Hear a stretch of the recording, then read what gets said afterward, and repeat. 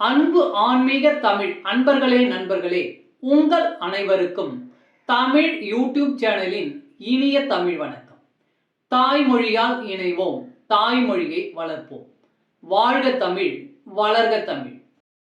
நமது சேனலில் இன்றைய பதிவு திருமூலர் அருளிய திருமந்திரம். இந்த நூலில் உள்ள ஒவ்வொரு பாடலையும் விளக்கத்துடன் ஒவ்வொன்றாக தினம் ஒரு திருமந்திரம் என்ற தலைப்பில் அளிக்க உள்ளோம். இதனை ஆன்மீக அன்பர்களாகிய நீங்கள் கேட்டு சிவனருள் பெற்று பலன் பெற வேண்டியும், மேலும் இப்பதிவு உங்களுக்கு பிடித்திருந்தால் இப்பதிவிற்கு லைக் மற்றும் ஷேர் செய்தும், அது மட்டுமல்லாமல் இதுவரை இந்த சேனலுக்கு நீங்கள் சப்ஸ்கிரைப் செய்யவில்லை என்றால் இந்த சேனலுக்கு சப்ஸ்கிரைப் செய்து ஆதரவு அளிக்கவும் அன்புடன் கேட்டுக்கொண்டு இப்பதிவினை தொடர்கிறேன். வாருங்கள், தினம் ஒரு திருமந்திரம் அறிவோம். திருமந்திரம் என்னும் நூல் திருமூலரால் தமிழில் அருளப்பட்ட சிவ ஆகமம் ஆகும்.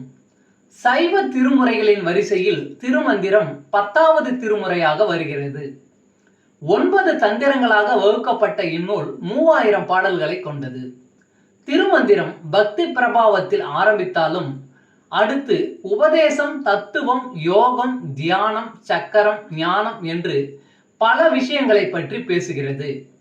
திருமூலர் யோக பயிற்சி தரும் விதம் சுவாரஸ்யமான நடை. அவை வெறும் சூத்திரங்களாக இல்லாமல் படிப்பவர்களுக்கு உற்சாகம் தரும் விதமாக அதன் பலன்களையும் சேர்த்தே சொல்கிறார். தினம் ஒரு திருமந்திரம் பதிவில் இன்றைய திருமந்திரம் 94. இயல்பான சோதி வடிவம்.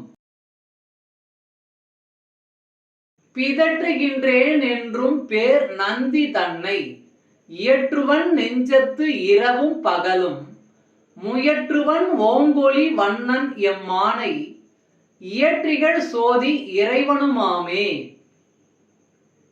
பிதற்றுகின்றேன் என்றும் பேர் நந்தி தன்னை, இயற்றுவன் நெஞ்சத்து இரவும் பகலும், முயற்றுவன் ஓங்கொலி வண்ணன் எம்மானை, இயற்றிகள் சோதி இறைவனுமாமே.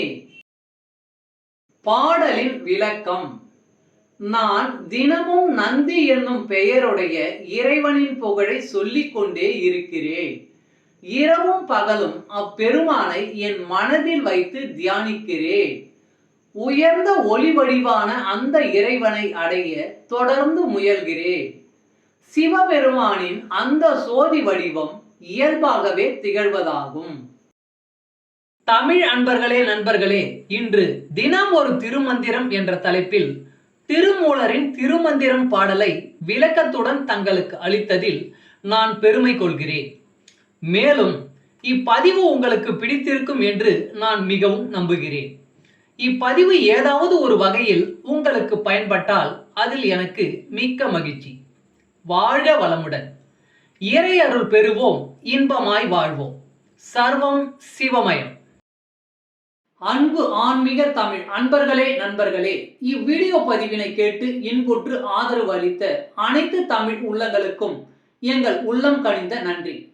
மேலும் இப்பதிவு உங்களுக்கு பிடித்திருந்தால் லைக் மற்றும் ஷேர் செய்தும், இதுவரை இந்த சேனலுக்கு நீங்கள் சப்ஸ்கிரைப் செய்யவில்லை என்றால் சப்ஸ்கிரைப் செய்து பெல் பட்டனையும் அழுத்தி ஆதரவு அளிக்கவும் அன்புடன் கேட்டுக்கொள்கிறோம்.